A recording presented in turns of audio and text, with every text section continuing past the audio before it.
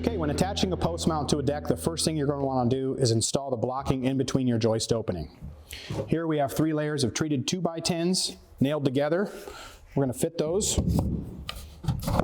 down between our joists and fasten that securely with either nails or construction screws on as many sides as we're able. From there, you go ahead and floor your deck with whatever flooring you choose. In this example, we have 1-inch composite decking. Next, you add your pergola post to the deck. And I like to take my pencil and tape measure and mark the center of each post base.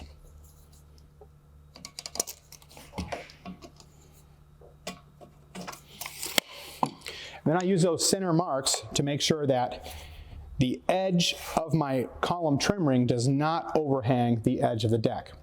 At this point, you're going to want to refer to your installation guide for those minimum post mount insets. Each pergola column option has a different inset.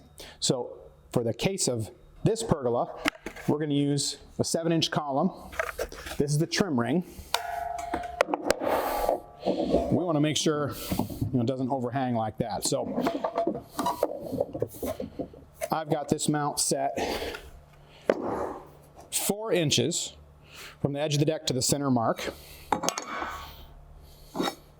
I use a speed square to square that up. You can go ahead and use your fasteners to attach the mount down.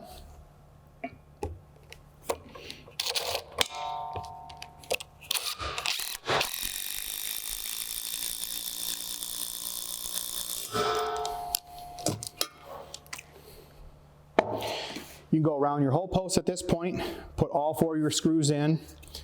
You want to make sure you check the post for level with a torpedo or another type of level. And if you need to, use composite shims to plumb it up.